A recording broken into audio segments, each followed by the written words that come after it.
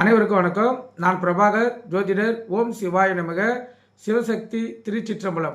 இப்போ நான் என்ன சொல்ல போகிறேன்னா, எந்த லக்கணமாக இருந்தாலும் குரு பகவான் 6ஆம் இடத்தில் இருந்தால் ஒரு ஜாதகருக்கு என்ன பலன் நடக்கும் என்பது இது பொது பலன். கருத்து கொண்டு பயன்பெறுங்க.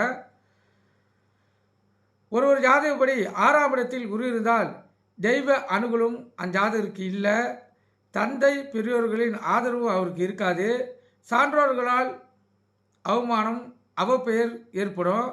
கடன்படுதல், சத்துருவினால் துன்பம், தனம் குறைத்தல், பொருளாதார நெருக்கடி போன்றவைகள் ஏற்படும். பொதுவாகவே 6ஆம் இடத்தில் இருக்கும் குரு பகவான் முடிந்தவரை, அதாவது பொதுவாக 6ஆம் இடத்தில் குரு பகவான் இருந்தார்னா முடிந்தவரை கடன் வாங்காமல் இருப்பது அஞ்சாதகருக்கு மிகவும் நல்லது. கடன் அதிகமாகி அடைப்படாமல் தலைகுனிந்து அவமானப்படுதல் போன்ற நிலை ஏற்படும். மேலும் நோய் வருதல், குறிப்பாக புற்றுநோய், சக்கரை நோய், மூட்டு வலி, மூலம், பகுத்தரம் போன்ற நோய்கள் வரும். வழக்கு, ஜெயில் போன்ற அனுகூலமற்ற பலன்களும் ஒரு சிலருக்கு வர வாய்ப்புள்ளது.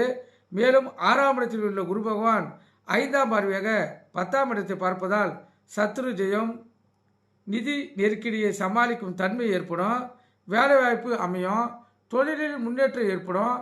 அடுத்து 7ஆம் பார்வையாக குரு பகவான் 12ஆம் இடத்தை பார்ப்பதால் விரயம் குறையும். செலவு கட்டுப்பாடுடன் வைத்துக் கொள்வார்கள். மோட்சம் கிட்டும். இருந்தாலும் குரு பார்வை இந்த இடத்தில் விழுவதால் விரயம் அதிகமாக பார்த்து கொள்வது அவசியமாகும். அடுத்து 9ஆம் பார்வையாக 2ஆம் இடத்தை பார்ப்பதால் குடும்பம், கல்வி, தனச்சேர்க்கை போன்றவர்களில் அஞ்சாததற்கு முன்னேற்றம் ஏற்படும். நீங்கள் கற்றுக்கொண்டு பயன்பெறுங்க. நன்றி, வணக்கம். வாழ்க வளமுடன்.